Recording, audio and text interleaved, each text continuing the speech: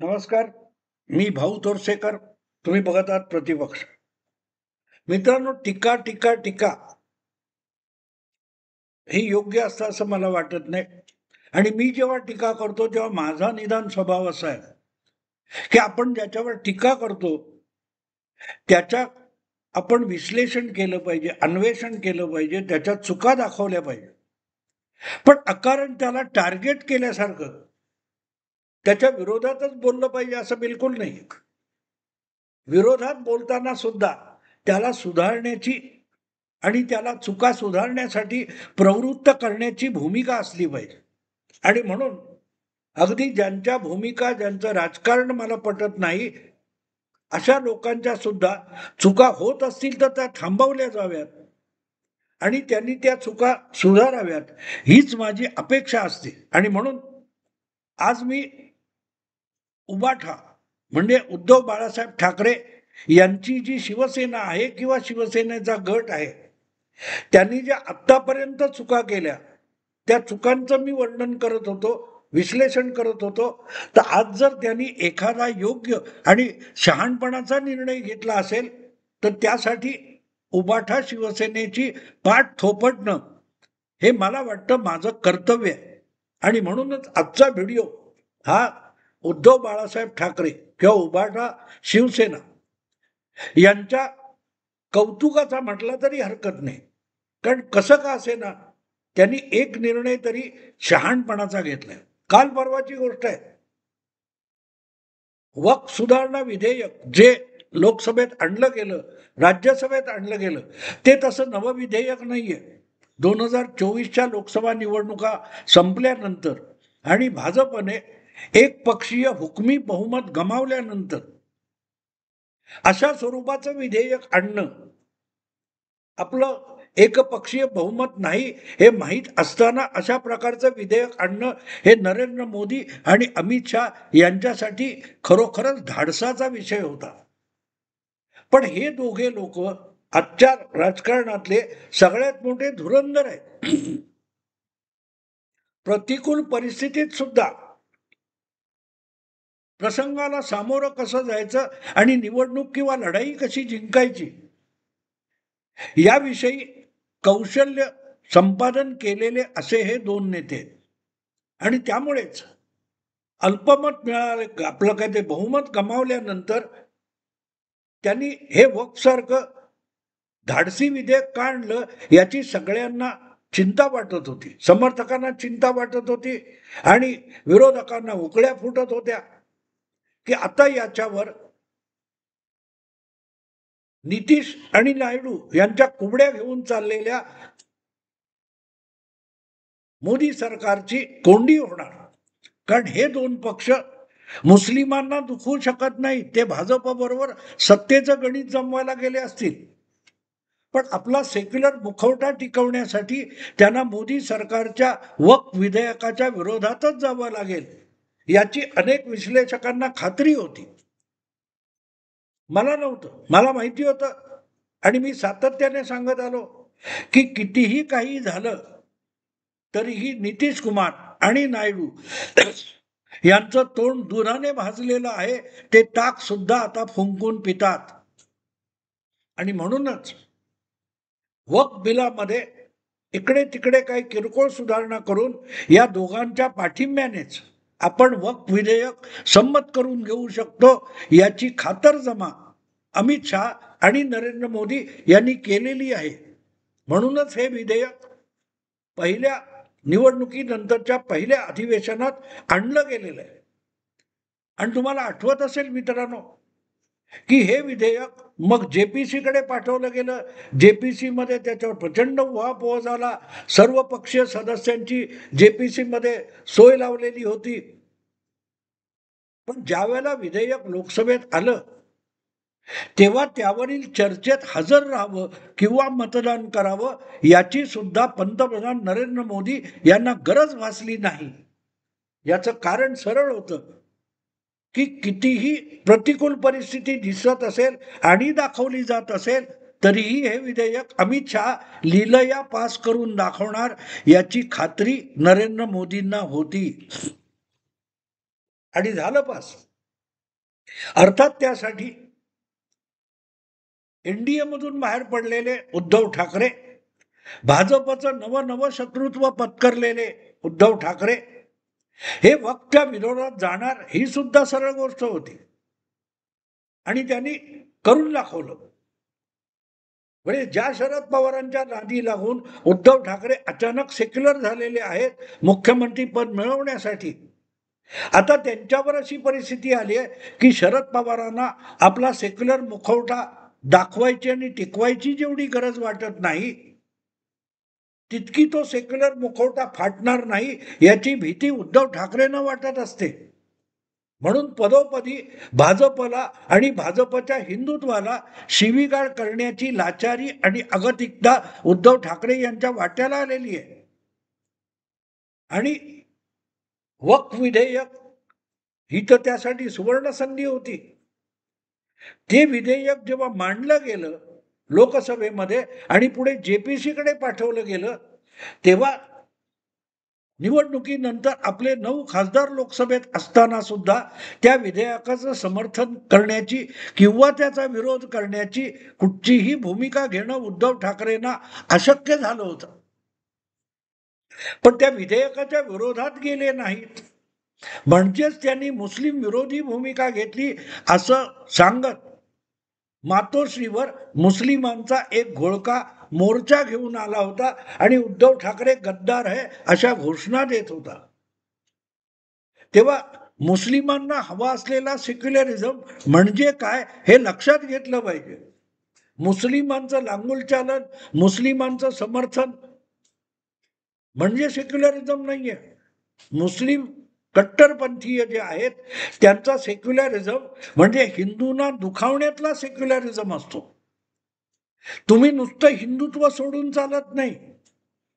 हिंदूंच्या भावभावना आणि श्रद्धा यांना दुखावलं तरच तुम्ही मुस्लिमांच्या बाजूचे आहात असं कट्टरपंथीय मुस्लिमांना वाटतं. म्हणूनच बहुतांश सेक्युलर पक्षांना मुस्लिम मतांच्या लाचारीसाठी हिंदूंच्या भावना दुखावणं भाग पडतं. दुर्गा पूजेवर निर्बंध आणण्यापर्यंत ममता दिदींना जायला लागतं. राहुल गांधींना हिंदूंच्या भावना दुखवण्यासाठी पुढे जावं लागतं. एक एक करत सेक्युलर पक्ष हे एक प्रकारे जिहादी झालेले आहेत. कारण मुस्लिम म्हणजे जिहादी अशी गोष्ट त्यांच्या डोक्यात बसलेली आहे. त्यामुळे उद्धव ठाकरे यांना मुस्लिम मतांवर लाचार होऊन राहायचं असेल तर त्यांना हिंदूंना दुखावणं भाग आहे. उद्धव ठाकरेंचं हिंदुत्व हे आता एक प्रकारे हिंदूंना दुखावण्याच्या, हिंदूंच्या धर्मभावना दुखावणं म्हणजे हिंदुत्व अशा व्याख्येपर्यंत उद्धव ठाकरे येऊन पोहोचलेले आहेत. आणि म्हणूनच तितकी अगतिकता नसलेले शरद पवार हे वक्फ विधेयक आणि त्याच्या चर्चेपासून स्वतःला अलिप्त ठेवू शकले, पण उद्धव ठाकरेंना ते शक्य झालेलं नाही. त्यामुळे वक्फचं समर्थन ओवायसी जितकं करत होते त्यापेक्षा अधिक कट्टर समर्थक वक्फ बोर्डाचे हे उद्धव ठाकरे झाले. आणि ते सगळं झाल्यानंतर हळूहळू करत उद्धव ठाकरेंच्या लक्षात आलं की बाबा हे किती झालं तरी अमित शहा आणि नरेंद्र मोदी हा विषय तडीला घेऊन जाणार यात शंका नाही. पण त्यामुळेच आपण वक्फ विधेयकाच्या विरोधात आणि वक्फ बोर्डाच्या समर्थनात जेवढं बोलू तेवढे हळूहळू करत आपले समर्थक आणि आपले पाठीराखे मतदार आपल्याला सोडून जातील याची जाणीव हळूहळू उद्धव ठाकरेंना होत गेली. आणि म्हणूनच यातून काढता पाय कसा घ्यायचा याचा विचार उद्धव ठाकरे गेले महिनाभर करत होते. आता काल परवा जेव्हा लोकसभेत आणि राज्यसभेत दोन्हीकडे वक्फ विधेयक संमत झालं, म्हणजे वक्फ सुधारणा विधेयक संमत झालं आणि त्यावर राष्ट्रपतींची सुद्धा सही झाली, तेव्हा जे आतापर्यंत सेक्युलर असलेले जिहादी झालेले सेक्युलर पक्ष होते हे आता शेवटचा उपाय म्हणून सुप्रीम कोर्टात जायला निघाले. संसदेत पास झालं असेल, पण आम्ही तरीही त्याला मांजराने आडवं जावं तसं कोर्टात जाऊन आडवे जाणार, ही भूमिका ओवायसींनी घेतली, इतरही काँग्रेस किंवा पक्षांनी घेतली. तेव्हा इंडी अलायन्सचे सदस्य म्हणून उद्धव ठाकरे यांनी सुद्धा कोर्टामध्ये वक्फ सुधारणा विधेयकाला आव्हान देणं आवश्यक होतं, पण तिथे मात्र उद्धव ठाकरे यांनी काढता पाय घेतला.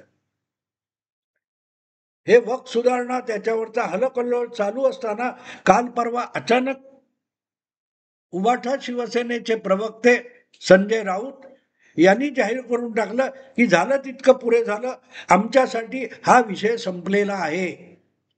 म्हणजे वक्फ हा विषय किंवा वक्फ समर्थन हा विषय उद्धव ठाकरे उबाठा शिवसेना यांच्यासाठी संपला आहे.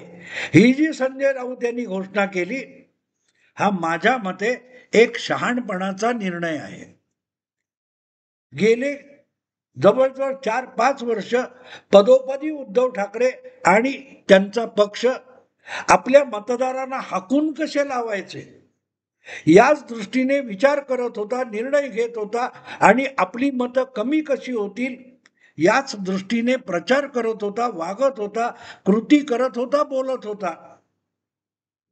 त्यापासून एक वेगळी भूमिका आपल्याकडे उरला सुरला जो हिंदू किंवा हिंदुत्ववादी मतदार आहे तो टिकवण्याच्या दृष्टीने उबाठा शिवसेनेने हे पहिलं पाऊल टाकलं की त्यांनी सांगितलं की आता वक्फ हा विषय आमच्यासाठी संपलेला आहे.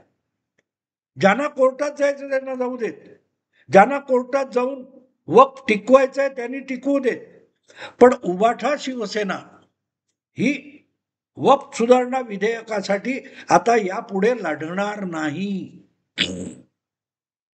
संजय राऊत काय बोलले ते समजून घेण्यासारखं आहे की जेवढं शक्य होतं मुस्लिमांचं लांगुल चालन तेवढं आम्ही केलेलं आहे. तेवढ्यासाठी मुस्लिमांनी आम्हाला मतं द्यावीत किंवा न द्यावीत, पण यापुढे आम्ही हिंदू मतं गमावण्याच्या दिशेने एकही पाऊल टाकणार नाही, याची घोषणा म्हणजेच संजय राऊतांचं वक्तव्य आहे की तो विषय आमच्यासाठी संपला आहे. सुप्रीम कोर्टात जे व्हायचं ते हो.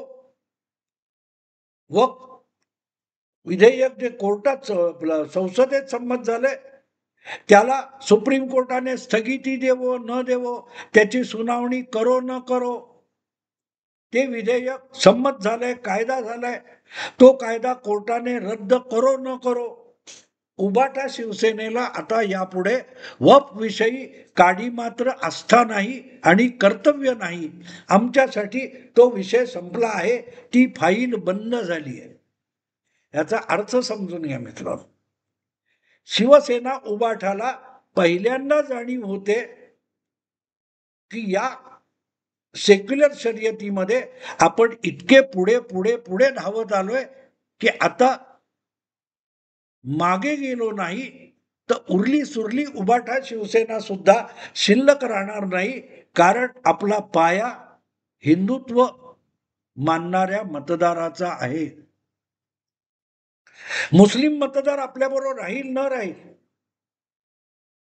पण मोठा पाया, आपला मोठा पाया हा हिंदुत्वाचा होता, हिंदुत्व मतदाराचा होता, तो आपण विधानसभेत गमावलेला आहे. लोकसभेत मुस्लिमांच्या मदतीमुळे 9 खासदार निवडून आणणारी उबाठा शिवसेना विधानसभा येता येता अवघ्या 20 आमदारांपर्यंत अडकून पडली. मित्रांनो, 9 खासदार याचा अर्थ कळतो? 9 खासदार म्हणजे काय? आपल्याकडे 1 लोकसभा म्हणजे 6 विधानसभा असतात, तेव्हा उबाठाचे 9 खासदार असतील, 9 × 54 म्हणजे कमीत कमी 55-56 आमदार उबाठा शिवसेनेचे यायला पाहिजे होते. ते आले एकनाथ शिंदेचे, आणि उबाठा शिवसेनेचे आमदार घटले.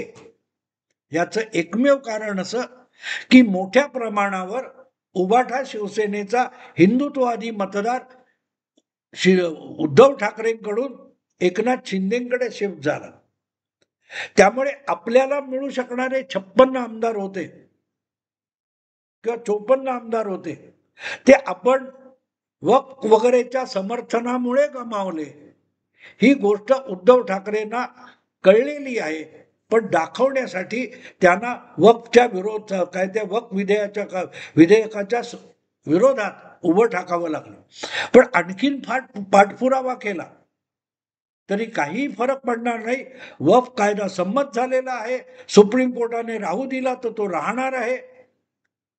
त्यामुळे फक्त बोलाची कडी आणि बोलाचा भात म्हणून मुस्लिमांच्या बाजूने बोलत राहायचं, पण हिंदू दुखावला जाणार नाही या दृष्टीने प्रयास करायची ही सुरुवात उद्धव ठाकरेंनी केलेली दिसते. हिंदुत्वासाठी भाजपबरोबर जाण्याची गरज नाहीये. यापूर्वी भाजपपेक्षाही काँग्रेसला अधिक जागा मिळत होत्या, पण भाजपने हिंदुत्वाचा झेंडा खांद्यावर घेतला आणि हळूहळू करत याच प्रकारे काँग्रेस पक्ष भाजपचा विरोध करता करता हिंदूंच्या विरोधात उभा राहत गेला आणि नामशेष होत गेला. काँग्रेसचं नुकसान भाजपने नाही केले, काँग्रेसने स्वतःचं नुकसान केलं. फक्त मुस्लिम मतांवर काँग्रेस जिंकत नव्हती, मोठ्या प्रमाणावर हिंदू मतं मिळत होती. त्याच्यामध्ये पारडं खाली जाण्यासाठी आवश्यक असलेलं वजन हे मुस्लिम मतांचं पडत होती, म्हणून काँग्रेसला मुस्लिम मतांची किंमत होती, गरज होती. पण ती मतं मिळवण्यासाठी हळूहळू करत आपल्या पाड्यातली हिंदू मतं हाकलून देण्याचा मूर्खपणा काँग्रेस करत गेली आणि त्यातून काँग्रेस आज जवळजवळ नामशेष व्हायला आलेली आहे. राजकारणात हा धडा घ्यायचा असतो. 2014 मध्ये काँग्रेसचा दारुण पराभव झाल्यानंतर चिंतन करून अभ्यास करून त्या निकालाचा अर्थ लावण्यासाठी नेमलेल्या अँथनी समितीने स्पष्टपणे म्हटलेलं आहे की लोकांना, प्रामुख्याने हिंदू मतदाराला, काँग्रेस हा आता मुस्लिमांचा पक्ष वाटायला लागलाय आणि म्हणूनच मुस्लिम मतदार हळूहळू करत काँग्रेसकडून दुरावत चाललेला आहे. त्याचाच प्रतिबिंब 2014च्या लोकसभा निवडणुकीत पडलं. तो मतदार परत मिळवला पाहिजे म्हणून राहुल गांधी अगदी जनेऊधारी वगैरे झाले. पण सांगायचा मुद्दा असा की हळूहळू करत तेच महाराष्ट्रापुरतं बघायला गेलं तर उद्धव ठाकरे यांनी केलं आणि उद्धव ठाकरेंच्या शिवसेनेपासून एक मोठा गड बाजूला पडला, ज्याला शिंदेची शिवसेना म्हणतात. जी अधिकृत शिवसेना आहे ती अधिकृत शिवसेना हा एकनाथ शिंदेचा करिश्मा नाही, तर बाळासाहेबांच्या हिंदुत्ववादी पक्षाचाच करिश्मा आहे. जर एकनाथ शिंदे हिंदुत्वाचा पाठपुरावा करत असतील आणि उद्धव ठाकरे हिंदुत्व लाथाडत असतील, तर बाळासाहेबांनी प्रभावित केलेला हिंदू मतदार हा एकनाथ शिंदेकडे गेला आणि उद्धव ठाकरेंपासून दुरावला. त्याचं प्रतिबिंब आपल्याला विधानसभा निवडणुकीत पडलेलं दिसतं. 56-57 खासदार एकनाथ शिंदे यांचे आले आमदार आणि उद्धव ठाकरे मुस्लिम मतांच्या इतके आहारी गेले की हिंदू मतं लाथाडली. त्याचा दुष्परिणाम त्यांना विधानसभेच्या निकालामध्ये दिसला. मित्रांनो, मुद्दा एकच आहे की वक्फच्या आहारी जाऊन उद्धव ठाकरे त्या मुस्लिम मतांना चुचकारत बसले. पण आपण फार पुढे गेलोय याची जाणीव झाल्यानंतर आता ती फाईल बंद झालेली आहे. वक्फ सुधारणा विधेयकाचा विषय आमच्यासाठी संपला आहे असं जेव्हा संजय राऊत म्हणतात तेव्हा त्याचा अर्थ सरळ आहे की उबाठा शिवसेनेला थोडं थोडं शहाणपण सुचायला लागलेलं आहे. मुस्लिम मतं आपल्याला हवीत, भाजपलाही हवीत, पण भाजपला मुस्लिम मतं हवीत म्हणून हिंदू मतं दुखवायची नाहीत या मर्यादेत भाजप राहतो. उद्धव ठाकरे यांनी अतिरेक केला तर तो केला की हिंदू दुखावला चालेल, पण मुस्लिमांचं चुचकारायचं आणि मुस्लिमांची मतं मिळायची यासाठी उद्धव ठाकरे फरफटत गेले. त्यांनी स्वतःची काँग्रेस करून घेतली. अशा परिस्थितीमध्ये जर यापुढे वक्फचं समर्थन करून हिंदू मतं दुखावणार नाही या निर्णयाप्रत उद्धव ठाकरे आणि त्यांचा पक्ष आला असेल तर तो राजकीय शहाणपणा आहे असं मला प्रामाणिकपणे वाटतं. आणि म्हणून आपल्या पक्षाचं अस्तित्व टिकवण्यासाठी आणि आपल्या पक्षाचा असलेला मतदार जो आहे तो टिकवण्यासाठी वक्फ हा विषय संपला आहे अशी भूमिका उद्धव ठाकरे यांनी घेतली असेल तर त्यांची पाठ थोपटली पाहिजे. मुस्लिमांचं लांगुलचालन करायची गरज नाहीये आणि त्यापेक्षा मुस्लिमांचं लांगुलचालन करण्यासाठी हिंदूंच्या भावना दुखावण्याची तर बिलकुल गरज नाहीये. भाजप तो समतोल साधते आणि उद्धव ठाकरे तिथेच तोल गेल्यासारखे वागले. त्याची किंमत त्यांना मोजावी लागली. ती किंमत गेली 15-20 वर्षामध्ये काँग्रेस हळूहळू मोजत आली आणि त्यामुळे वक्फ हा विषय आमच्यासाठी संपला आहे असं जर संजय राऊत आणि उद्धव ठाकरे म्हणत असतील ते सुप्रीम कोर्टात जे काय व्हायचं ते होईल. पण उबाठा शिवसेनेसाठी वक्फ हा विषय संपला आहे अशी जर भूमिका उद्धव ठाकरेंनी घेतली असेल तर तो त्यांचा राजकीय शहाणपणा आहे. आपल्याकडे असलेली हिंदू मतं टिकवण्याच्या दृष्टीने टाकलेलं ते एक पहिलं पाऊल असेल तर त्यासाठी त्यांची पाठ थोपटणं आवश्यक आहे असं मला वाटलं. म्हणून हा व्हिडिओ केला. आवडला लाईक करा, शेअर करा आणि प्रतिपक्षाला सबस्क्राईब करा. नमस्कार.